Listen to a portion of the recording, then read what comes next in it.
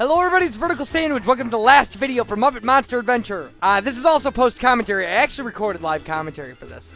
However, it was bad. I felt. Anyway. And it doesn't really need. We just need to wrap up, and we have plenty of time for that. So, Monstery Monastery, what I missed was right at the end. So, I mean, very literally, right, and this I should have caught. I really should have. Now, you don't have to beat the last boss one last time. It actually just takes you right into the 100% ending the minute you 100% the game. It gives you a different end message, so... And then I had some loose ends I wanted to clean up, and we do that. So, the last bit of this level is right down here. Clearly visible if you look right. And there it is. Everything we need is in there except for this. So there should be 23 evil energy in there and a Muppet token.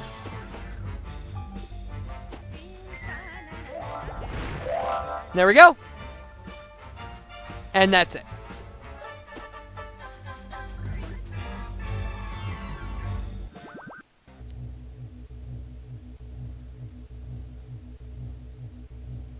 So now there's no more evil energy.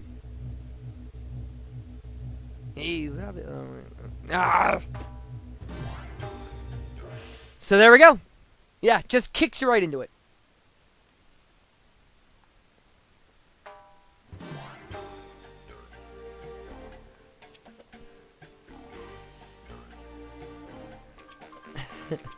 And it essentially is this. I mean, this really is... It's just a sprite curtain call.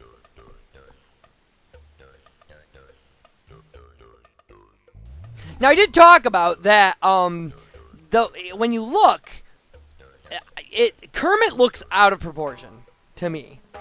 And that may not be true. But certainly, one of the things that I might have talked about this during the Piggy fight is Piggy and Fozzie have more... a kind of fleshed out body mass than like Kermit and Gonzo. I don't know about Clifford. He's a later Muppet. I'm not too familiar.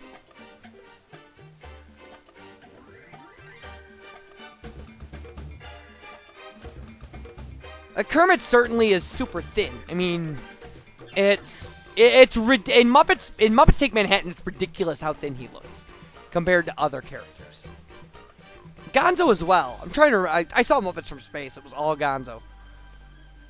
Which actually was kind of a plus, because it bothers me... New Kermit bothers me. Sorry, Steve Whitmire. Anyway. So that's it. That's our thing. We get like a little curtain call for everybody. And then this. Like, apparently we didn't completely cure Kermit.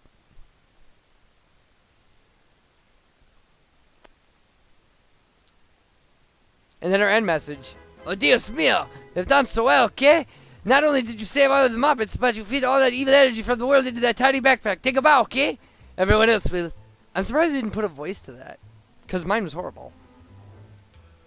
And now we get this crazy, crazy song.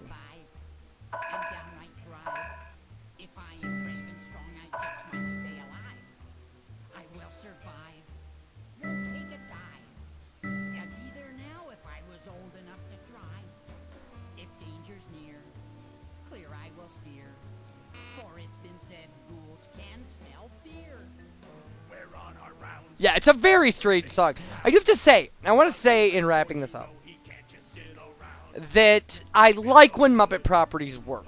I mean, I like Muppet properties, period. Like, it's no secret I'm a Muppets freak. Muppets obsessed.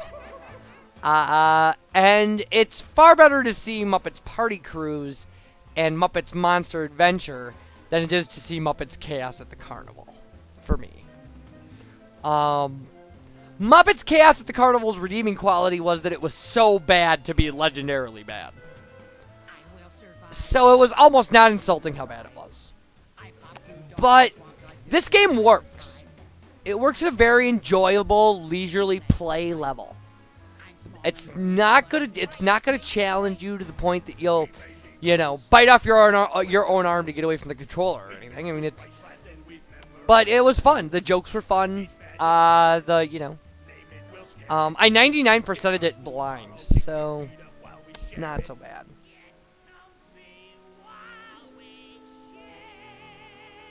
Yeah, here we go. The ghoul's crazy.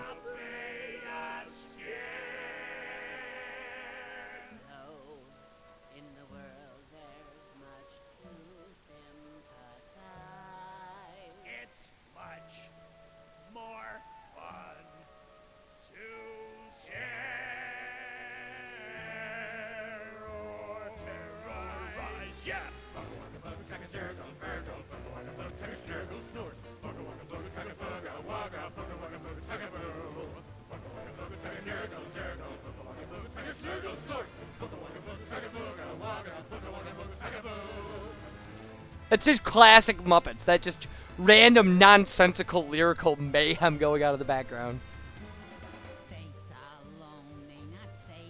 And I know I'm talking over the music. I'm partially doing that to avoid a copyright or a content ID claim. Secondly, it's if you want the music, you can really this LP is not the place for it. I'm sure you can just find it cut out. It's all right. It actually is a separate audio track on the PlayStation disc, which is kind of fun. But other than that, I really had a lot of fun with this. I really like the fact that I get to introduce this to an audience, because it was something I'd been aware of for a long time and had seen a little gameplay of and was interested in. So it was nice to discover that it was playable and fun with you guys. Because I don't get to do that very often. Often I get to say to you, this is why a game is great, and you can look at it and go, well, okay, Vertical Sandwich, we already know this game is great, but we kind of like you, so we'll watch it. Or sometimes, I suppose you probably go, I don't really need to see another Final Fantasy VII LP. I think we have a lot of stuff. That's the thing. This is the reason I do this, really, is to say to you, hey, have you ever seen, this CDI game? It's an entirety. Or this crazy PlayStation RPG, or, how much do you know about NES, role-playing games, stuff like that. That's what I really love about doing this.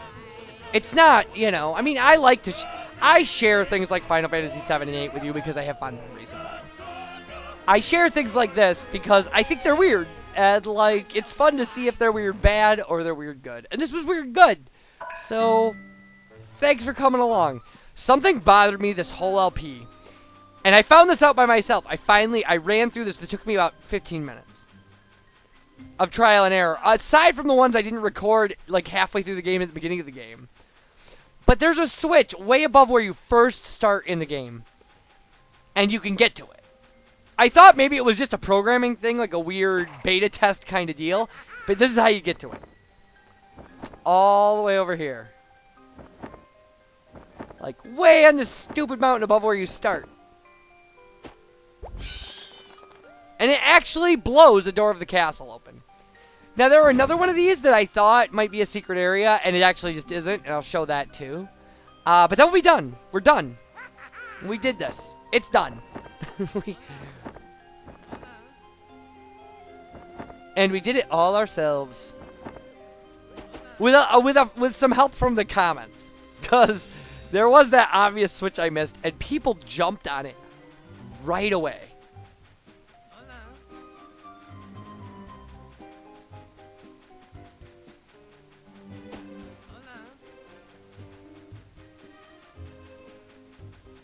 So the door is actually, I knew that there was an unopened door in the castle, but I didn't think it actually opened. I just thought it was decoration. It's actually right where we jumped from. And it's 3 extra guys. Which would have been cool in the first level. We're 100% complete. We don't need that. And then the second one was in the level after this, I believe. I can't actually tell you for sure. It's the level after this, the one where you get the Kerr monster power. And it's just decoration. Like, we have to go up this way and stuff. But so, again, I had fun. I'm glad you came along for the ride. You know, I appreciate your time and your viewership because I know what that costs. Because, like, there are very few people that I view on a regular basis. Because the reason is I don't have the time. Like, and you took the time to watch this, so, you know, bless you. I really appreciate it. It makes it all worthwhile. It really does. So it's off in the distance. You can see it there. And it looks like a tower. And it looked like it had stuff on it when I was playing the game. So I took a big jump at it. I almost took a big jump off the edge. And it's nothing. So on this failure, we're going to call it a day. I'll see you guys for the next LP. And thanks for watching. Bye, everybody. Wow. Bye, Robin.